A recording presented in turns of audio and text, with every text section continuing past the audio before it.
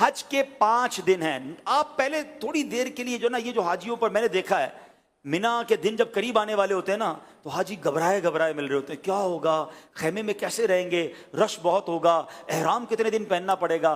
حج کے دن قریب آئیں تو ٹینشن میں نہیں خوشی میں اضافہ ہونا چاہیے. سب سے پہلی بات, بہت بڑا ٹینشن ریلیز آپ کا یہ کر دیتا ہوں کہ احرام آپ نے 5 دن نہیں صرف 2.25 دن باندھنا ہے. صرف 2.25 دن کا احرام ہے. 1.5 دن تو پہلے عمرے میں باندھ لیا تھا آپ نے, پھر کائی کی ٹینشن ہے.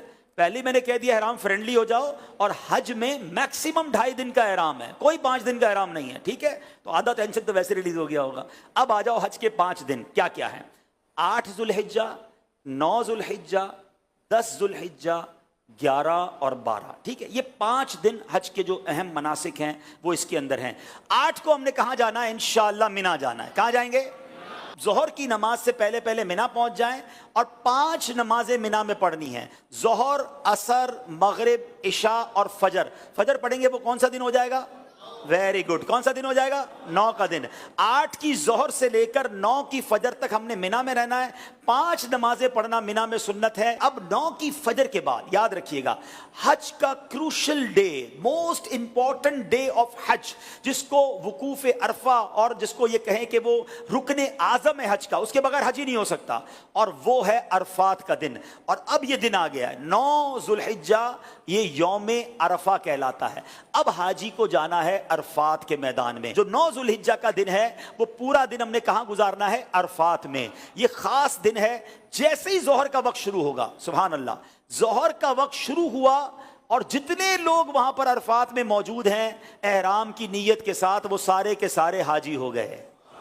ہاں, ایک لمحہ بھی کسی نے ظہر کا وقت شروع ہونے کے بعد سے لے کر اگلے دن صبح صادق سے پہلے عرفات میں گزار لیا, وہ حاجی ہو گیا. ہاں, لیکن جو صبح چلا گیا ہے یا ظہر کے وقت سے پہلے گیا یا ظہر کے بعد بھی گیا, وہ غروب آفتاب سے پہلے باہر نہیں نکل سکتا. یہ بڑا مسئلہ ہے کہ بعض اوقات ہوتا یہ کہ دوپہر 3-4 بجے سے بعض خیمے والے کہتے چلو بھائی مزدلفہ چلنا ہے. نہیں, مغرب کا وقت ہو گیا, اب آپ آ جائیں گے مزدلفہ. یہ جو رات ہے, اللہ اکبر, بعض علماء فرماتے ہیں کہ یہ حاجی کے لیے شب قدر سے افضل رات ہے. یہ بڑی مبارک رات ہے, دعاؤں کی قبولیت کی رات ہے. پتھریلی زمین پر وہ مزہ آتا ہے جو 5 اسٹار ہوٹل کے بیڈ میں مزہ نہیں آتا. اللہ کی رضا کے لیے لوگ زمین پر پڑے ہوئے ہوتے ہیں. تو بہرحال یہ رات وہاں گزاریں گے. اب آ گیا 10 کی صبح. پاکستان میں 10 تاریخ کو ہم کیا کرتے ہیں؟ قربانی کرتے ہیں نا. حج کا دن ہوتا ہے, عید کا دن ہوتا ہے نا. آج ہی بڑی زبردست عید مناتا ہے. 10 تاریخ کو پہلا کام ہم نے کرنا ہے کہ ہم نے رمی کرنی ہے. ہم نے شیطان کو کنکریاں مارنی ہیں, اس کے بعد قربانی کرنی ہے, اس کے بعد حلق کرنا ہے. یہ 3 کاموں کی ترتیب یاد رکھیے گا. پہلے کیا کرنی ہے؟ رمی کرنی ہے, پھر اس کے بعد قربانی کرنی ہے, اس کے بعد حلق کرنا ہے. آپ احرام سے فارغ ہو گئے.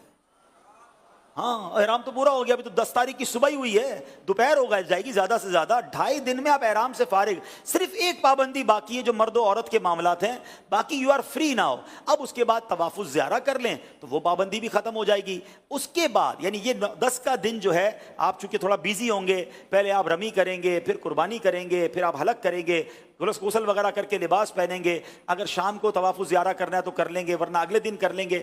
اب صرف آپ نے 11 اور 12 کا دن گزارنا ہے مینا میں, اور راتیں گزارنی ہے مینا میں اور رمی کرنی ہے. ایک واجب باقی رہ جائے گا جس کو طواف رخصت کہتے ہیں, وہ جب وطن واپس جانا ہوگا تب آپ کر لیں گے. تو یہ ہے حج, جو یہ 5 دن ہیں. اس میں پہلا دن مینا میں, اگلا دن عرفات میں, اور بقیہ 3 دن بھی مینا میں گزارنے ہیں. یہ آل ٹوگیدر 5 دن بنتے ہیں. اور آخری دن 12 کو عصر کے بعد مغرب سے پہلے آپ مکہ آ سکتے ہیں. تو یوں دیکھا جائے تو یہ 4.5 دن بنتے ہیں اور 4 راتیں ہیں. تو اٹس ناٹ ہیوج ورک. کوئی ٹینشن ڈالیں, اپنے ساتھ آپ ضرورت کا سامان لے جائیں گے اور لوگوں میں تقسیم کرتے رہیں گے تو انشاءاللہ حج میں کوئی ٹینشن اللہ نے چاہا تو نہیں ہوگی. آپ دوسروں کو ٹینشن ریلیز کرنے کا ذہن بنا لیں, انشاءاللہ آپ کی ٹینشن پہلے ہی ختم ہو جائے گی. انشاءاللہ ہم دوسروں کی مددگار بن کر حج کریں گے انشاءاللہ.